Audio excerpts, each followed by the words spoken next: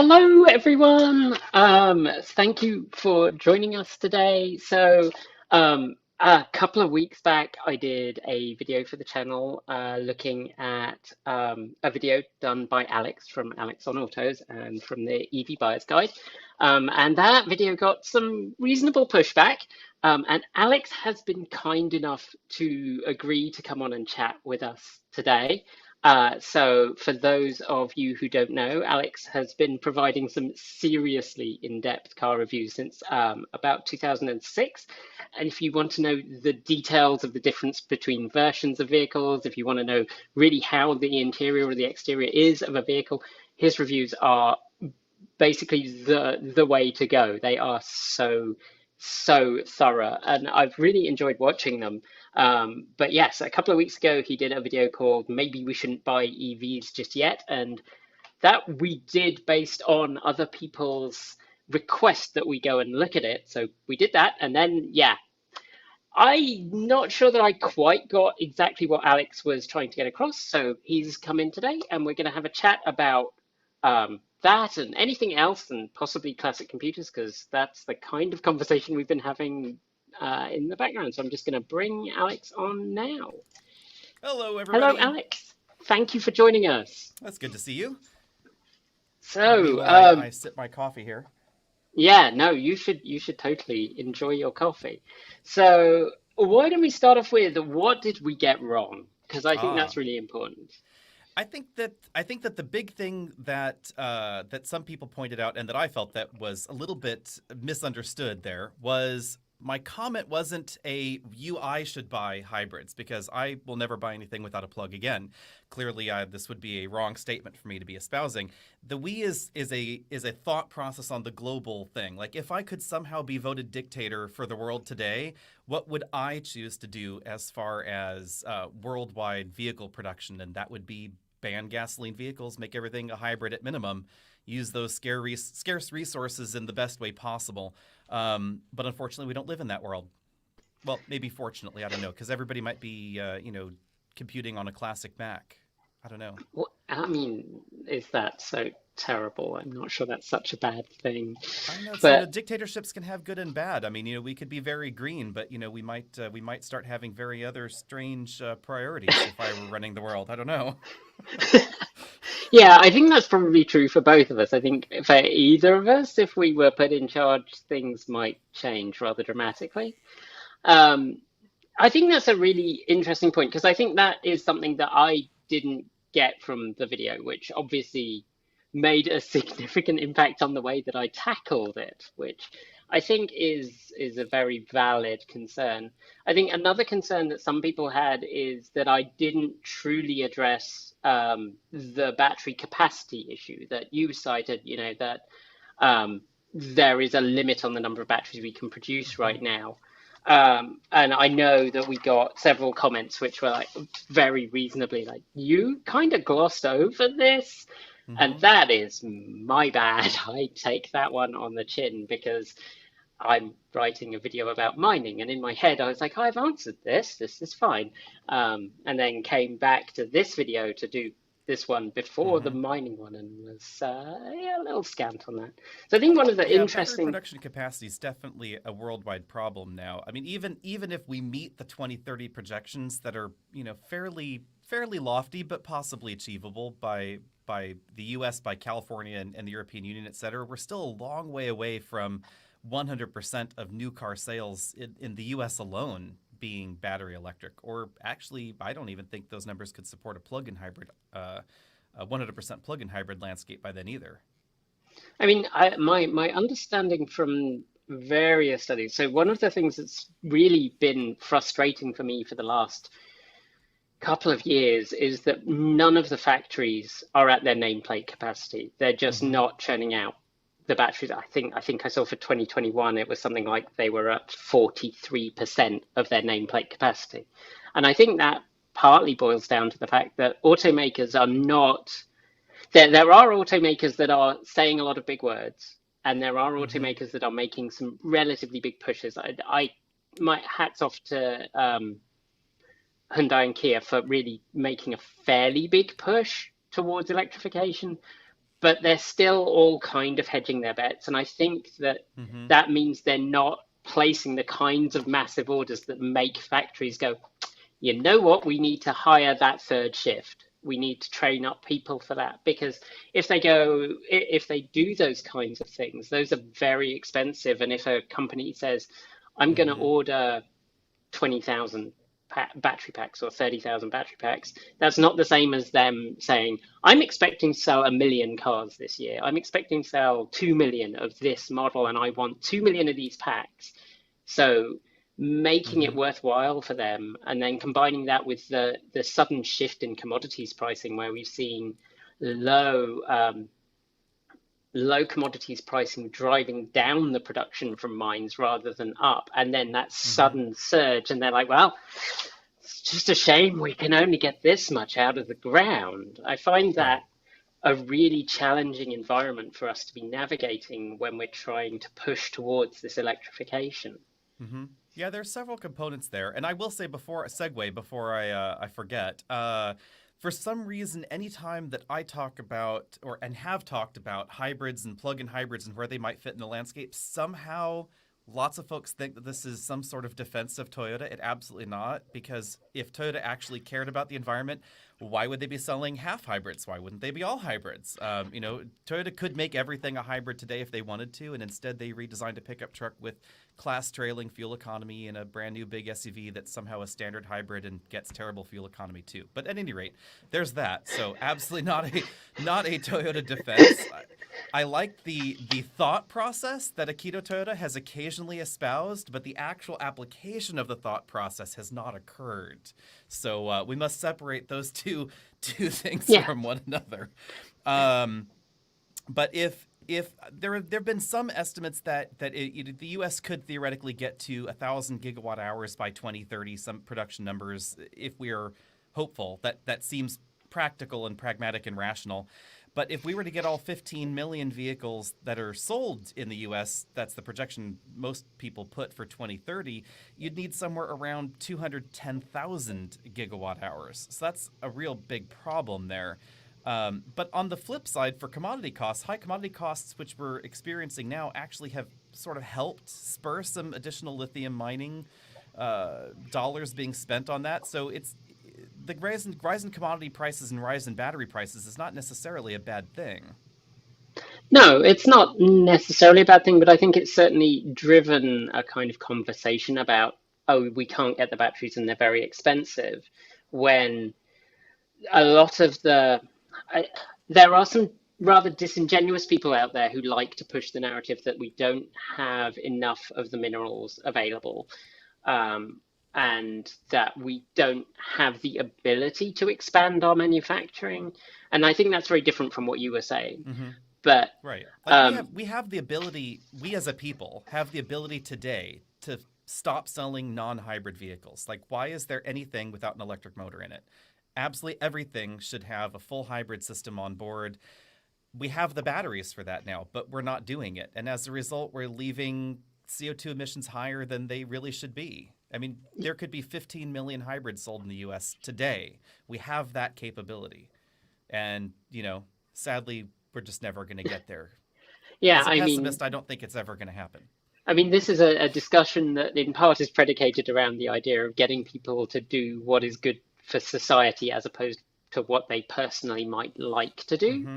And that is always such a challenging discussion, particularly, I think, for mainly Western cultures where it is much more about the individual than the betterment of society as a whole. There's a lot more drive towards Mm-hmm. individualism. But yeah, the concept that we should definitely be electrifying all of our transport.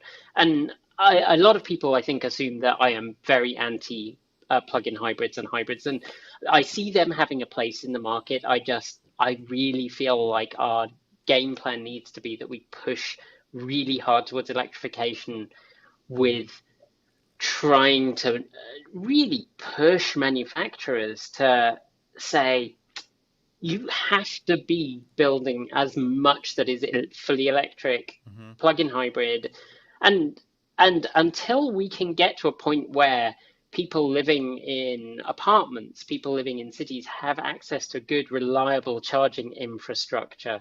That is going to be kind of as far as we can get because people, so many people reach out to us and say, how do I get my landlord? How do I Mm-hmm. get my apartment block to have charging? And there isn't a good answer That's true. because Yep. even in the states that say you have to, Mm-hmm. if you're renting and someone wants to put in a charger, that you have to allow it, but they can still say, well, It could it's still be going to very cost you. expensive. Yeah. Yeah. I mean, we choose to provide charging for our employees here. I'm at the office that I'm in is the office that the entire contraption is located in, and we chose to offer charging to our employees. So far, we've only been able to get one person into a plug-in, but that's a different story. At any rate, but we contacted our landlord, corporate landlord, and said, we want to do it, and they said that's great. We have a program for you, but you must use our vendor, and they want in island charging stations out in the front. They want them to be attractive. They don't want them in the back of the building, and so there's some logistical challenges there. All the electrical panels are in the back. They want the bollards in the island, which means tearing up the parking lot and then pre-pouring it, etc. So we said, never mind, we're just going to drill a hole through our roll-up door and we're just going to stick a charger on the back wall. And the landlord was okay with that, but that's how we had to do it. So it just means that anybody charging has to occupy one parking spot or sit in the roll-up dock because that's all that we've got. Yeah. Um, And but it's, I'm actually torn on this infrastructure thing. If I might just interrupt you for just a second, pardon me.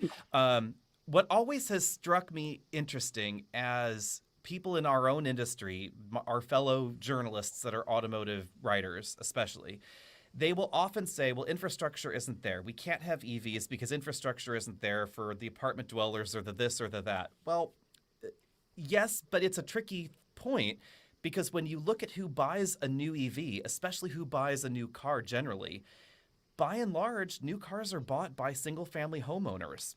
There are people that rent, and there are people that live in townhomes, and there are people that live in condos that buy new cars, but over 90% by some studies, by Cox Automotive and Murphy and whatever the other half of their name is, over 90% of new cars are purchased by single-family homeowners in the U.S. They don't have an infrastructure problem because they can plug it in at home. no, that is true. I think that the problem comes where you're looking at that resale market. Like, Mm-hmm. Yes. how are we going to get the vast majority of people who actually, in general, you see that people who are renting and who don't have the opportunity to live right where they work because for financial reasons, quite often people who are on lower incomes are further outside the city or having to commute further. How do we get those people able to use plug-in vehicles? And Mm-hmm. I do see one of the things that's really interesting, having moved from Europe, is that in Europe or at least in Britain, it was pretty common for um, the park and ride stations, which is, out of city parking, and then you get public transit Mm-hmm. into the city. They would often have charging. So for a long time, when we lived in Bristol, my wife would actually not bother charging at home because there was Mm-hmm. free charging at the park and ride, and that meant that it was easier for her because our garage wasn't very accessible to use our EV and drive to work. And I also saw, I think, a number of other places providing workplace charging, Mm-hmm. which alleviates that pressure and means that people who can't get home charging, even if they can't get a new car, Yeah. they can get a shorter range vehicle and they can charge at work, which I think is definitely a route to adoption. I fully believe in workplace charging for a variety of reasons. There's that for sure, but also when, especially in states like California, the time when green energy is on the boil, so to speak, is not in the evening when you're at home.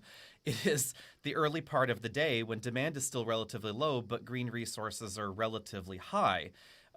Last year, California hit the first time ever where the entire energy consumption by the state was met by renewable energy for a hot moment. It wasn't very long, but it happened. And that was not at 5 p.m. when everybody's at home. It was around 11 a.m., obviously. So Workplace charging, I think, is really important, which is kind of why I generally don't charge at home because I live off grid. So my decision to ensure that I had 100% renewable energy at home was to go off grid. At the time we did it, our utility did not offer that as an option. Hindsight, they do now. I could have saved a lot of money. Um, but but this means that I am much more aware of when these things are happening. And my problem is I can't charge my EV at home because it would use so much power. And that's when I'm not making any power, except for a limited few months in the summer, that this logic doesn't work. So I just have to plug it in at the office. Yeah, yeah, and it is one of the things that we've talked about actually, is that there is at the moment this big push to get people on, time of use meters, and people get used to the idea that I need to charge overnight when demand is Mm-hmm. low. But actually, as we move forwards and as adoption increases, then we will probably see people saying, no, no, no, don't charge at night. Please charge Yes. during the day. Particularly as we see, hopefully this year, we're going to start to see more of the vehicle to home and vehicle to load, Mm-hmm. um, oh, sorry, vehicle to grid capable chargers coming up. I know of, I think, four now that are planned for release in the summer, although compatibility is going to be an interesting Mm-hmm. question. But as we start to see utilities picking up that and saying, well, we can use these giant, incredibly inefficient objects that we use to ferry ourselves around as and that sit for 80 to 90% of their time doing nothing. We can use them as big batteries, and we can plug them in during the day to charge them up, and Mm-hmm. then we can use them overnight to just top up the grid and hit peak periods and save us turning on gas peaker plants. Yeah, I'm torn as to whether I want to sacrifice my battery for the greater good. This is a tricky concept. Like, do you want to reduce the battery life of your vehicle by altruistically helping others on the national grid? It is a interesting question since Americans are not overly altruistic. And this is, I think, part of the problem. Circling back to plug-in hybrids, is the a certain segment will just, you can guess who they are, is like, well, they have a plug, they're evil. And then a decent side of the other side of this argument says, well, they're not far enough. They haven't gone cold turkey. And so there is this very American tendency to prefer cold turkey solutions. Once we've decided that smoking's bad, we don't want to go harm reduction. We don't want to slow down our smoking. We want to stop it. We want to stop drinking. We want to stop smoking. We want to stop whatever's deemed wrong at the moment rather than mitigating it in a way that I think it might actually hamper resources and adoption of plug-in hybrids on a larger level, because the political will that is behind moving vehicles towards an electrified future is still stuck in this as well. It's hard enough to get people to admit the climate is changing for political reasons. I mean, they all know it's changing. They just know that it doesn't sell well to their audience. And then the other side says, well, we have to stop right now, and the only answer is cold turkey. Yeah, I think actually I did just quickly want to circle back to the battery harm thing, because I know that various studies have suggested that actually, because they only use like 1 or 2% of your battery capacity, these are really small proportion just spread across hundreds of thousands of cars, that it actually doesn't really Mm-hmm. it doesn't actually harm the battery. It can in fact kind of benefit it. Although that again really I think is very early science. I know that we interviewed Honda, it's got to be 4 years ago, 5 years ago Mm-hmm. now, when they had their fleet of fit EVs, which is a fleet that no one can drive except Mm-hmm. if you work for Honda. And they Yep. had a big Vita G project that they set up at Mm-hmm. their design studio, and that they showed that with those packs that they had in the vehicles, it actually ended up extending the life of the battery. I would put a link in up here, but can't do that right now. But I will come Mm-hmm. back and try and drop one into the notes underneath Yeah, it would all afterwards. depend on how much battery they used, I guess would really be the question, which is something that nobody's really been able to talk about. Nissan's been offering, dog and pony shows of their vehicle to load and vehicle to grid thing in the Leaf for, I mean, God, since the first Leaf arrived in 2012, and we have yet to see it in the US. My hope somehow is relatively low that we will actually see that. You know, I I maybe I'm more pessimistic. The and which is part of the reason, and speaking of cold turkey solutions, this is part of why we went off grid, because I'm like, well, nobody else is going to do it, so we might as well DIY. And this ends up being one of those questions where, we're not feeding any energy back into the grid. So in the summer, our electrons are just going nowhere. But that was a philosophical debate we had mentally with net metering at the time.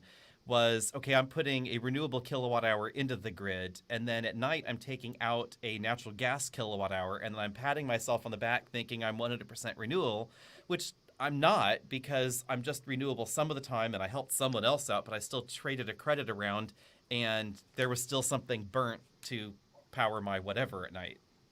Yeah, that's definitely, I mean, it's definitely super difficult, particularly if you live in an area where they don't offer a notional 100% renewable. Who knows how much? I mean, in Washington State, I'm lucky because a lot of our power comes from hydro, so I can kind of feign pretending that it's all clean. You But can, we and do, a lot of areas you can opt for it. So yeah, here, you can opt for a 100% renewable plan, which ends up being expensive. It's about 32 cents a kilowatt hour for home, and our office rates maybe 38 cents a kilowatt hour, I believe is what PG&E charges us.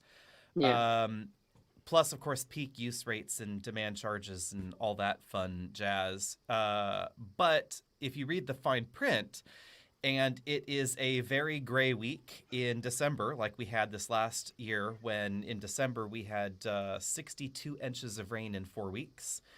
There ooh, was not a lot of green energy going on in our area. So, and in those times, they're allowed to feed you not renewable, yeah, yeah. even if you've And paid extra for it. And you're still paying the same rate, which is fun. I, I know it's almost like utilities have kind of a monopoly on these things and can do what Mm-hmm. they want. But the other thing that, so you talked about harm reduction, and I think that's a fair. I really feel like that was a fair discussion before we started to see how significant the impacts of climate change are and how much we've underestimated it.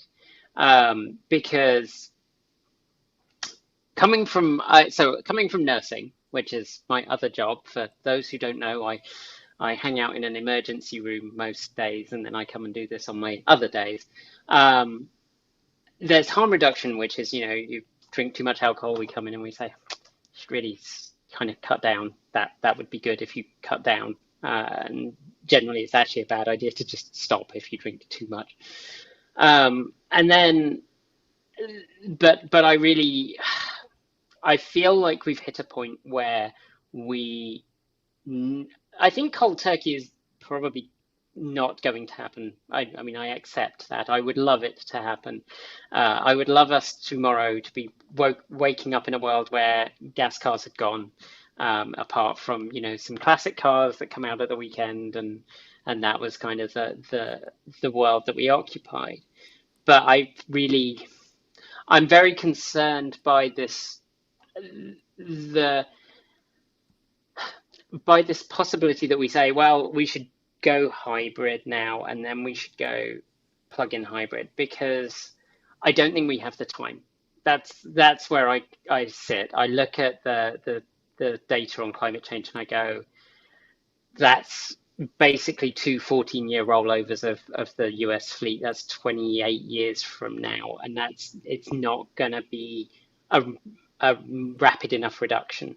I mean, if you could do it and say, well, from this year we're going to ban anything except hybrids from now, and then in 5 years' time we're going to say, okay, it has to be a plug-in EV, plug-in hybrid with at least 20 kilowatt hours of battery storage, and then after that, another 5 years, we're banning gas cars. Then, or we're banning sale of new vehicles that have any kind of fossil fuel engine. Then I could see that being a trajectory that I would be more comfortable with. Not happy with, but more comfortable with. But that's where my concern with this Hmm. the harm reduction analogy is, that I feel like what we have here is a patient that's come in on a ventilator, and we're like, things are looking kind of sketchy. Hmm. Yeah, again, this requires dictatorial level market control, right? This is a theoretical world that none of us live in, which So is the this is problem. a Stalinist 5-year plan, Right. is This it? is the well, it's beyond that. I guess this would be Khan in Star Trek. He ran the world, right? So this would be the Yeah. global dictator required here. If we took the exact same number of batteries that we are using now in all forms of electrified vehicles, jammed them in just hybrid vehicles, we would actually have a CO2 reduction versus those same EVs, largely because a lot of big battery EVs, which Americans absolutely love, everyone must have 300 miles of range because we must have a big battery, right? So the vast majority of your battery is not doing anything. Where if we could be a little bit more communist in our battery allocation, um, everybody could be making use of some kilowatt hours of battery rather than me just hoarding 210 in my Hummer EV, which is probably the most egregious example of this. But I Yeah. don't think that is getting any better. I mean, if you look at any of these big battery EVs that are planned out there, from the full-size SUVs from Stellantis to the new Ram pickup truck, they're all going to be ginormous. They're all going to be tons of batteries doing nothing for you. Then I would go that direction. But it would have to be this tiered thing. It would have to be, some scheduled thing, and you have to make this transition to a plug-in hybrid with a minimum amount of range. I think part and parcel of it would be making gasoline very expensive. I mean, let's just be frank. Gasoline's too cheap. You've got to make it pricey. If you want people to use less of it, the only time America has used less of gas is when it was very expensive. This is the only time it occurs, right? Like, Americans stopped buying big SUVs and pickup trucks for like a femtosecond in the 1990s because gas got pricey, and then it went right back, and then again in the 2000s when it got expensive. But the memory is short, and then $5 a gallon gasoline this time did not stop big truck sales in the U.S. at all. So clearly, Yeah, it's not high enough. it's clearly not. I mean, my personal desire is to take all the subsidies away from fossil fuel companies and just say, well, what we're going to do is subsidize low income people instead. That would So, make the most sense. I mean, that is uh, the problem in a way, is that the most regressive thing you could do policy wise would be to tax gasoline, oddly enough, because it would disproportionately harm lower income people because they would be least likely to be able to afford a new EV in a weird twist. So you'd have to figure out some other way of taxing things, having, car tax go up, registration fees go up, and be linked to income or something like that. yeah, that would upset so many people. And actually, I think in my state it might not work because of our state constitution. There's a whole thing about not taxing people on income. It's very weird. Um, Yeah. yeah, I think it is frustrating for me watching the discussion of, oh, I need a 300, Hmm. 400 mile car, and then you ask people how they drive their cars, and, oh, well, I drive to work and back. Yep. And But then this fits once, in with some of the plug-in hybrid people that make me scratch my head. It's like, I love the Volt shopper that says, "Oh, I love my Volt. I never use any gas." Why did you buy a Volt then?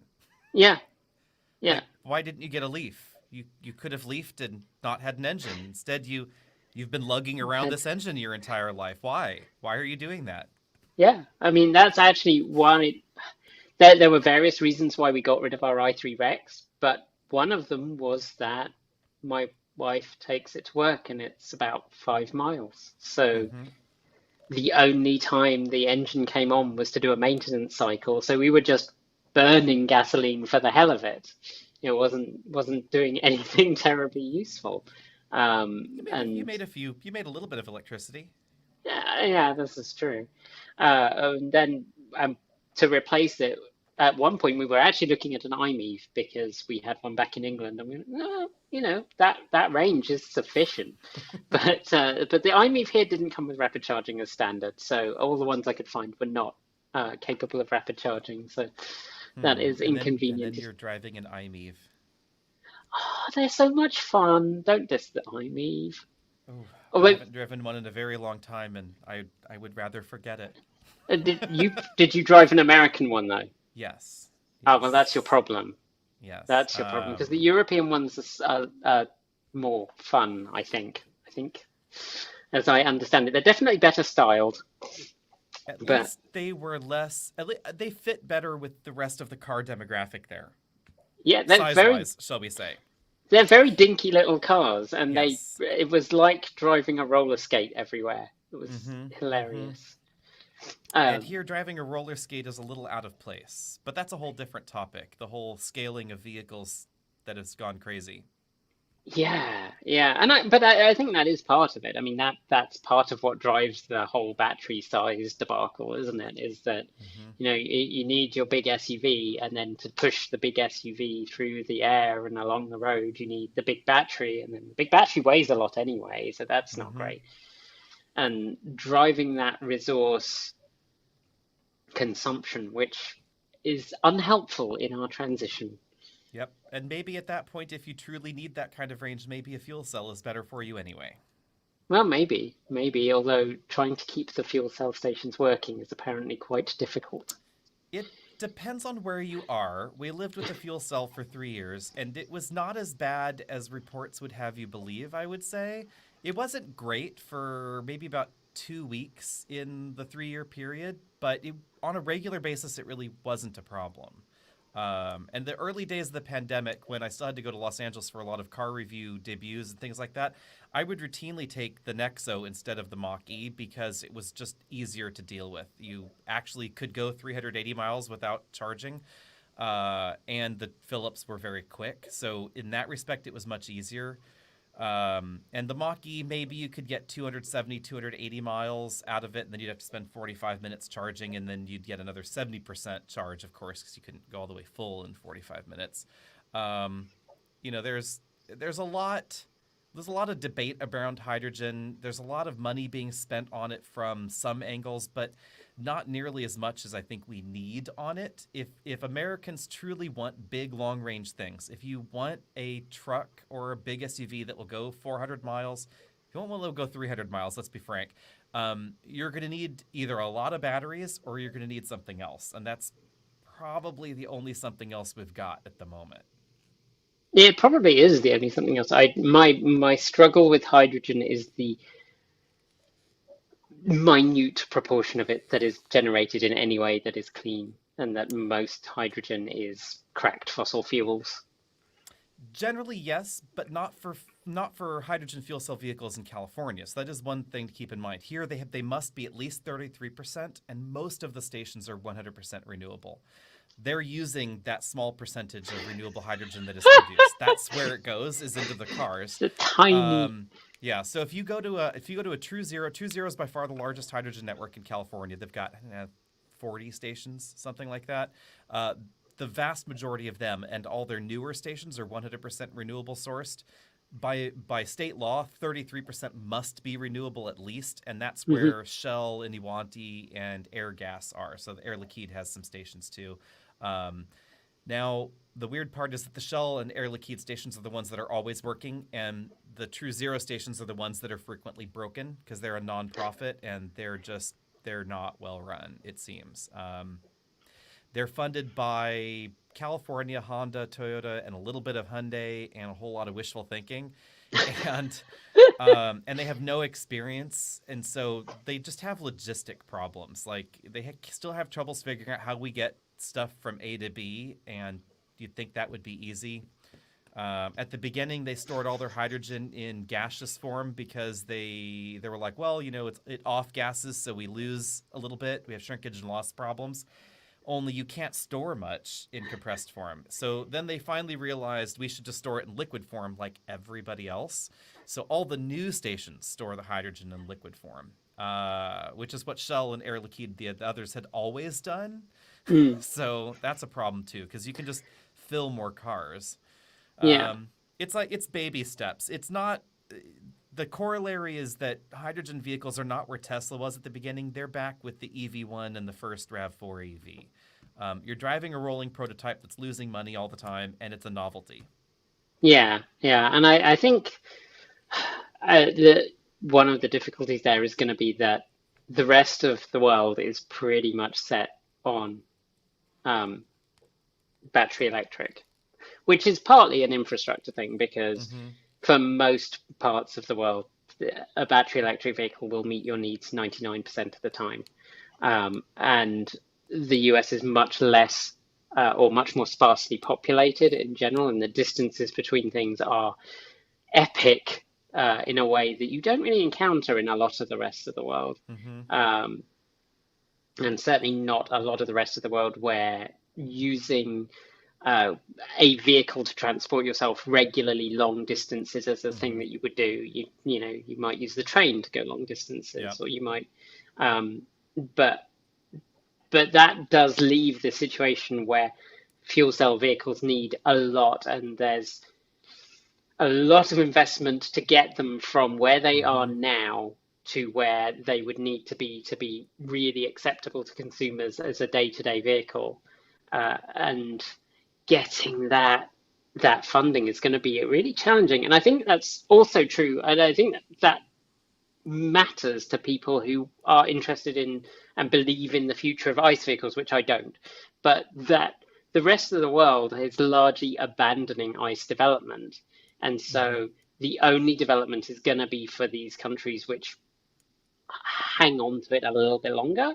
And that's going to kind of see a real slowdown and see those technologies being left behind. And I wonder how much that's going to impact the progress on hydrogen that other people and other countries are like, Mm-hmm. nah, we don't really need that for us. It's hard to say at the moment. Switzerland has invested a lot in public hydrogen infrastructure, mainly for larger vehicles. South Korea and Japan are all on board the hydrogen train for various different reasons there. South Korea primarily because home ownership is very low and dense working and dense living situations are very common. So they have decided that hydrogen is an easier thing to roll out to make their mix greener. Um, it's a difficult thing to see coming, but Honda has a new CRV hydrogen fuel cell vehicle coming, and they're going to build it in the U.S., which is a weird and interesting twist. And they're partnering with General Motors on that one too, because apparently if it's renewable, Honda goes with GM. I don't know what that deal is all about, but at any rate, and so there has been some supposition that maybe GM will try another hydrogen thing. No one's quite clear on that one, but we are getting another generation of Nexo, and BMW is giving us a Hydrogen X. So details on that one are a little sketchy as whether it will come to the U.S. or not, but it is going to use Toyota's fuel cell stack, which is interesting. Oh, that is interesting. Yeah, I think I drove, might have been an Nexo Hmm. many years ago, back in London before I moved to the US. So maybe 2014, Mm-hmm. 2013. That was a very early Transport Evolved trip that I think just was a written article. And it was an interesting experience, definitely at the time. And so I'd love to get a chance to see how that technology has evolved. Yeah, the Nexo itself is still identical versus the one you drove then. The big changes in hydrogen fuel cell stack have been honestly behind the covers a little bit. Hmm. Production fuel cells have become a lot less expensive and a lot smaller. So the first Clarity and the first Mirai that you could buy in the U.S. The fuel cell stack occupied the entire engine bay and a portion under the front seats. It was quite large. The support systems were under the front seats. The stack itself was under the hood. The the Nexo, this current generation Nexo, was the first fuel cell vehicle where the entire fuel cell fit under the hood. And then this generation Mirai, they've actually bumped up the density of the fuel cell stack by 50% versus the Nexo. So it uses a lot less space and a lot less platinum, which is part of the problem with some of the fuel cell economies of scale stuff. And then the next generation Nexo, they're promising will be even smaller than the Toyota fuel cell stack. And the rumor mill is saying we've seen some indications out of Korea on this, and Hyundai has publicly said there will be another generation of Nexo. They've advertised some of the stack details already, but we should see it next year in production form. And that point, Hyundai has said that they're going to be producing 2 different stacks. One designed from the ground up for larger vehicles. Apparently, right now, if you buy a hydrogen semi from Hyundai, it just uses 2 Nexo stacks, and they just jam them in there. And so the next one will actually use a dedicated version of the contraption just for big trucks, and then there'll be one for smaller vehicles. But I don't think Toyota did hydrogen any favors with the Mirai. It's a gorgeous car, absolutely great landing, totally the wrong airport. The last thing that anybody ever asked for in America was an expensive, sleek, sexy sedan that really only seats 4 with a tiny trunk. So Yeah, that's a problem. yeah, that's an interesting piece of market research there. Mm-hmm. It was designed primarily for the home market of Japan, where they still love sedans. Yeah, yeah. I've always been a hatchback girl, so apart from the Morris Minor, which is not a hatchback, but yeah, it's gonna be very interesting to see where that goes and how hydrogen expands and whether it Mm-hmm. expands across the US. Because when we were looking for our replacement for the i3, there was a Clarity for sale in Washington, which I Oh, think a dealer had bought by whoops. accident because I looked at it and I was like, I can't actually drive that to a fueling station from here. Okay. Yeah, they probably got the wrong Clarity. They were like, oh, that's the plug-in one. Yes. Yeah, that's a problem. Although there is a guy in I forget the state, back east somewhere, and this is something that we have contemplated ourselves because we're crazy like this. He uses his excess electricity in his off-grid setup to electrolyze hydrogen and oxygen, off gases the oxygen, stores the hydrogen, compresses it, and then runs a Mirai on the East Coast. And he has, I mean, probably not the safest thing to do, but he has a massive hydrogen farm at home. And then he has a fuel cell that he took apart from something else. And in the winter, when there's not enough solar radiation going on, he just uses the hydrogen from his massive on-site compressed storage to supplement his house. That is absolutely wild. I'd not heard about that. That is Yeah, incredible. I am intrigued because this could solve our winter problem. You know, during December and January, we reconnect to the grid, and we have to use PG&E for a small portion of our use because there's just not enough sun going on. But if we did that, we could store the energy in hydrogen in the Store summer, your, yeah, yeah. So just in you're time not, for forest fire season in California to have a big boom. yeah. That sounds special. Hmm. So you're not tempted to buy like a stack of dead crashed Nissan Leafs then and just, rack up the batteries for battery storage? Oh, that's a whole different topic. We went lead acid for a variety of reasons. The main one is that even though lithium ion batteries are theoretically recyclable and some are recycled now, the recycling push is in its infancy still. And lead acid batteries are 99% post consumer content already. So they were already recycled. And they're fully recyclable in the future.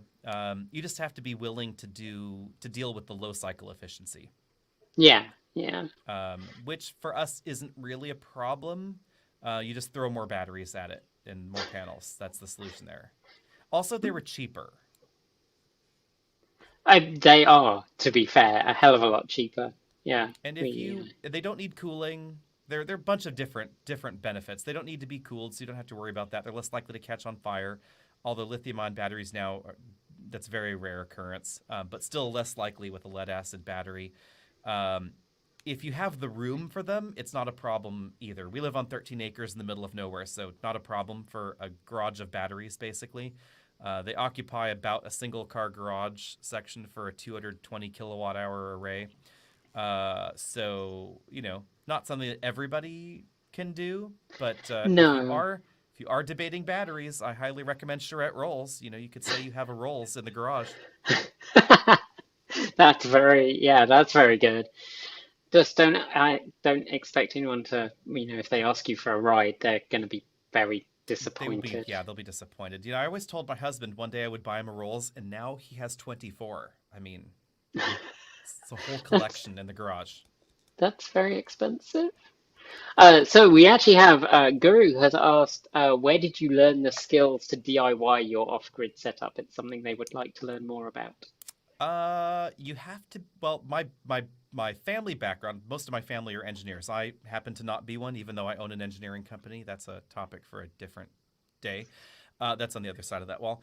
But you have to just be willing to Google and get it wrong. So but we built our own house. I mean, we live in the middle of nowhere, and we literally framed our own house and dug the foundation by hand, etc. So we are in on the DIY. Crazy in. So why not DIY your solar? I mean, that just seemed Yeah. like a non-issue for us. It also involved trenching about a quarter mile of trench from the panels to the inverter shed, and then another quarter mile to the house because distances are long. Hmm. And we didn't want to cut down too many trees, so we needed to locate the panels in a very specific spot that already had sun, so we didn't have to deforest in the process. And we have a distant next door neighbor that put in his own massive solar array, and he cut his trees down so that he could sun his array.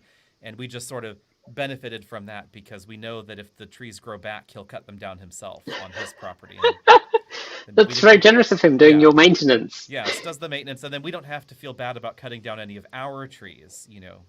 Trees Yeah. died for our solar, but not our trees. So That's we have to commiserate at some point because while we didn't build the foundations for our house, we renovated by taking it back to removing all the interior walls, ah, and it was just studs with some bits of plywood on the outside when we'd finished. Well, no, then we'd started, and now we've finished and we have walls, which is a great advance.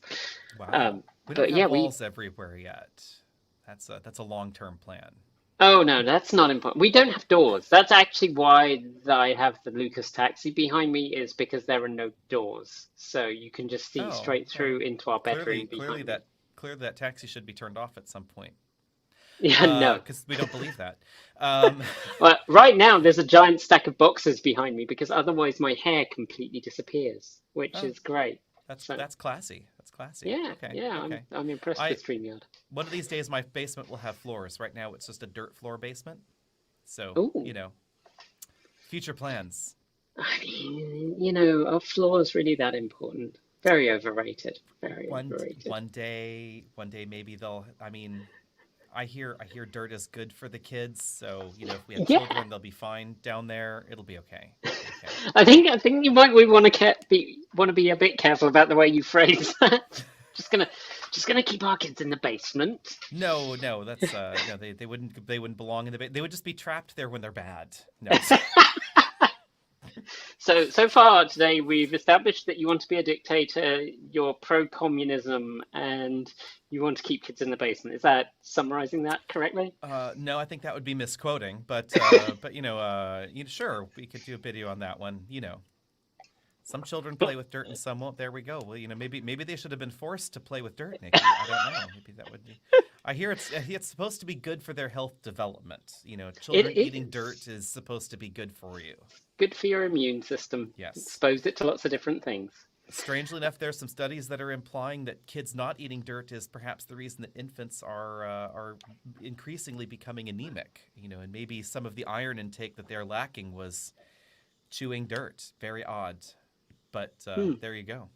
that is odd. Yes. Yes, yes. But no, that's where we've got to. Yeah. So do we have any other questions from people in the chat room? Because I'm afraid I've been sort of floating through. So Nikki asks, how do we get more people transitioning to cleaner, greener transport? Hmm. I would say that there is going to be some limit to this process unless we actually change laws. Yeah, I think I The think that is true. I think getting people to willingly go this way when the alternative is still cheap and hmm the costs are very much hidden to them. I Yeah. think a lot of people, it's just like, well, this is what I do. Oddly enough, I'm kind of okay with the Hummer because if you can get a bro to stop rolling coal and buy a stupid Hummer, then you've succeeded. Even though it feels wrong and dirty, you've still succeeded, right? So, but there, even that has a natural limit. There will be someone that says, no, I refuse to, you know, buy an EV because whatever, right? So Yeah. at some point, they're going to have to be forced because at this point in time, really nobody has committed to a all electric future in any kind of short window.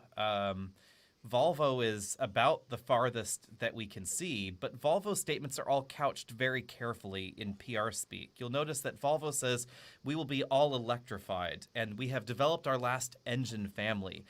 But Volvo's last engine family lasted 40 years, so that would put us a really long way from today if they're still using their last engine family. Ditto Mercedes, etc.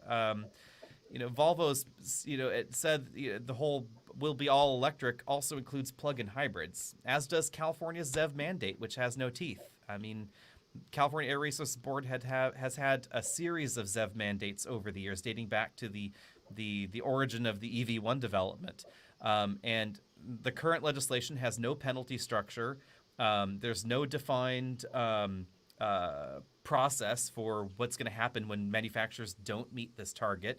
And even as it's written now, it allows plug-in hybrids. So it's still not zero emissions. It's, almost zero. It's much closer to zero, but yeah, it's definitely a legislative challenge. And I know last year or the year before, Washington had what looked like it was going to be the 2030 ZEV mandate. And that was, the governor said, no, we're not going to do that because it has too many get out of jail frees. Because at that point, it required a lot of investment in alternative infrastructure for EVs, but it also required a lot of what I thought were very important things, which is a lot of work towards trying to make it an equitable transition. And that meant that because they hadn't defined how that would happen, our governor did not sign that law. He vetoed that law. And sometimes I wonder if perfect is the enemy of the good in these things, and that It if we probably could, is. yeah. And so unrealistic expectations fall in there too. For instance, the desire to make new EVs, specifically, we must say, the desire to make new EVs accessible to all income levels is also strangely irrational, because when we look at the new car buyer demographic in the U.S., the average new car buyer has an income about 50% higher than the national average. And again, they're predominantly single-family homeowners. So lower income families generally don't buy new, they buy used. So making that concern is over here in the used car compartment. And what do we do with used cars, and how does that go forward with used EVs and make sure they're accessible and tax credits can be applied to lower income families buying a used EV, things like that. That's definitely important. But for the adoption and the creation of new EVs, it's almost not an issue. It just doesn't matter as much because it's not a thing. Yeah, I mean, when I'm the god of all things, which is obviously what I'm planning for, then I really like to see the kind of conversion packages that we'd need something with longer range than you're seeing in Europe, because a lot of them have like 50 or 60 miles of range. And I think realistically, you need 100, 150 to be usable in a lot of at least the west coast of the US. But the conversion packages for older cars, where they're basically a drop in, you take your car in and a few hours later you get your car back and it's now electric. And seeing that for cars produced in the last 10 years, like 5 to 10 years of your most popular models, God of all things, I make the manufacturers roll out a at cost production conversion package that you can take it to your dealer and they will drop it in and then subsidize it. That is the way I can see. I don't see it happening, but that is a way I can see getting people transitioned to lower cost EVs is converting the vehicles we've got, because there's nothing structurally wrong with these cars. Hmm. Quite often when they're scrapped at 14 years old, it's because you can't get some stupid little part for them. Yeah. The tricky bit would there of course be the availability of those parts. That's a whole different problem. But oddly enough, most cars in North America they end up in a second life elsewhere in the world, which is also our and still our problem because emissions everywhere. That's all of our problem. And we haven't even touched developing economies and what do we do with India that's buying new cars at record rates. China seems to be the only economy that is really going gangbusters on electrification, but then they have that control. Yeah. They don't have to worry about the voters because there aren't any. So that's kind of easier there in a way. Um, sending all of our used cars that are polluting, et cetera, to South America or Egypt or Africa, I mean, it solves the problem here, but if people haven't noticed, the air kind of moves around, so it's a bit of a challenge. You saying that we all live on one planet, and that's, Yeah, I mean, that's some people do. inconvenient. I'm still not entirely clear that Elon Musk is from this planet. Um, I'm not sure anybody Maybe can convince me of that, but the rest of us. we're treading into very dangerous territory there again. Yeah, I wonder if him and Mark Zuckerberg have come here from somewhere else. But we did have a question. Where did it Or are they go? the same person? Oh, maybe. Have you ever seen them together? There was a question for you that was up on screen for Oh, a few dealers, yes. I seconds. saw the dealer Deals. question. They're all evil. Kill them. Burn them with fire.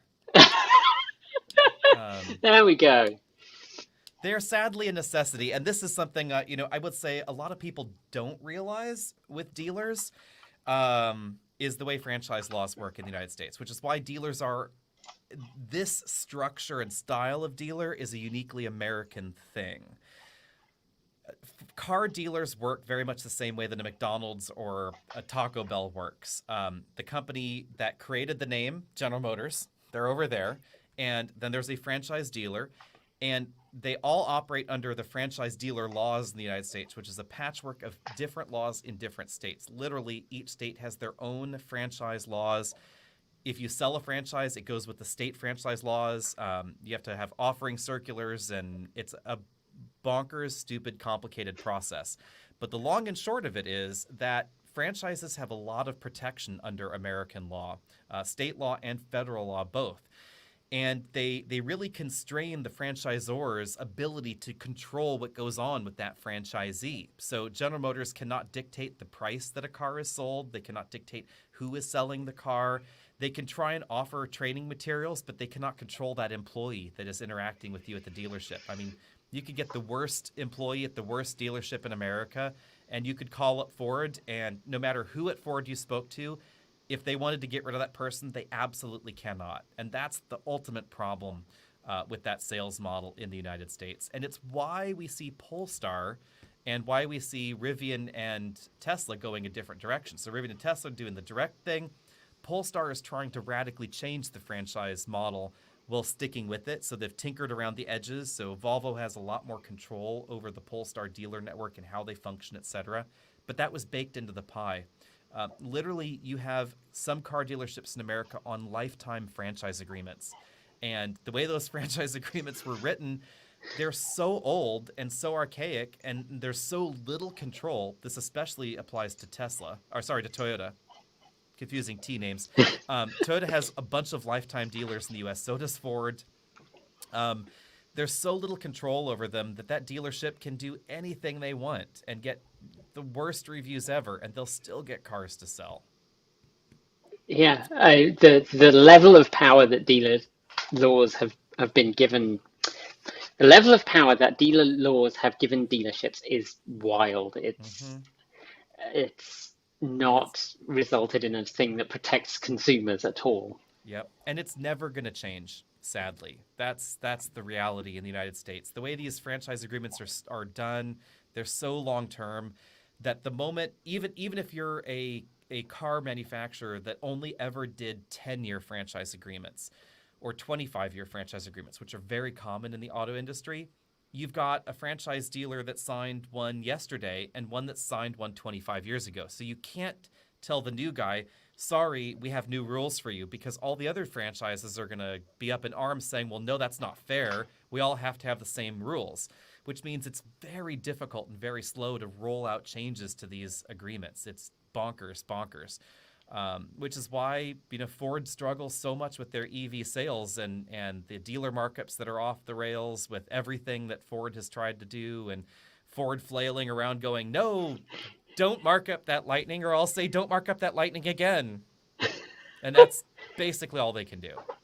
Yeah, yeah, and I know, I mean, the only thing that I've seen that is remotely successful is that people just do a lot of research and find a dealer that isn't marking it up. Mm-hmm. That's if you take the money away from these dealers, eventually they will die.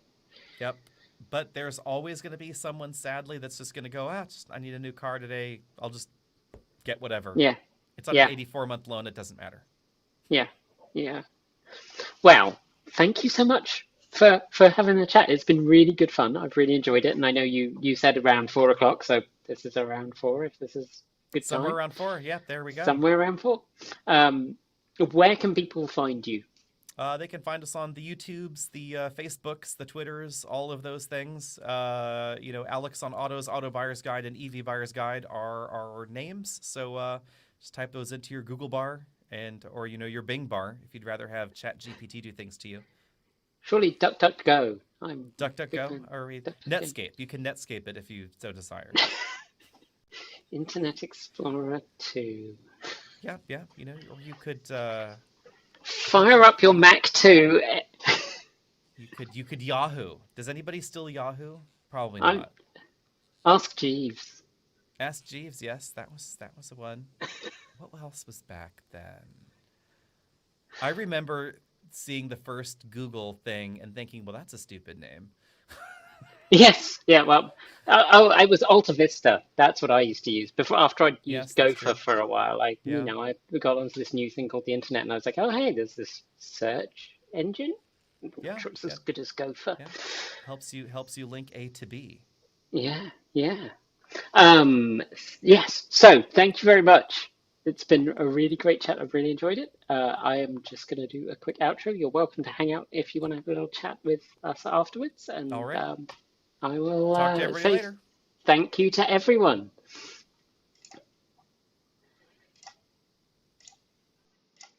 So on that note, we're done with today's video. Thank you, everyone. Thank you for the great questions. I know I didn't catch that many, but it was really good to see the ones that came through. They were really good questions. If you liked today's video, you know what to do. Feel free to tip us with a super thanks. And the comments are open for your thoughts, as is our Discord chat room, which I'm in right now. If you want more, subscribe, hit the bell, and follow the links below to regularly support us with a YouTube membership or a Patreon subscription. You'll also find links to our Ko-fi, Bitcoin, and Swag store, and there will also be links to Alex's channels down there as well. You can also check us out on Mastodon. We have our very own server, and well, I can't scroll by on the right because I don't have that capability, but I will say thank you to everyone who is a supporter of the channel, and shout outs going to our self-driving tier supporters, Mike Weeder, Tony Moss, Linda Irish, Sean Tucker, Patrick Boyarski, Paul Nelson, Chris Maxwell, Brian Newton, Michael Goad, Bennett Elder, Andrew Martin, Pedro Mura Pinheiro, Brophy Wolf, Chris and Michael Johnson, Tesla in the Gong, Dan Blair, Peter Dillinger, Gordon C., Stephen O'Donoghue, Kyle Hodgson, Anthony Coates, Raging Fellows, Denny Hyde, Chris Ascenta, and Jim Burness.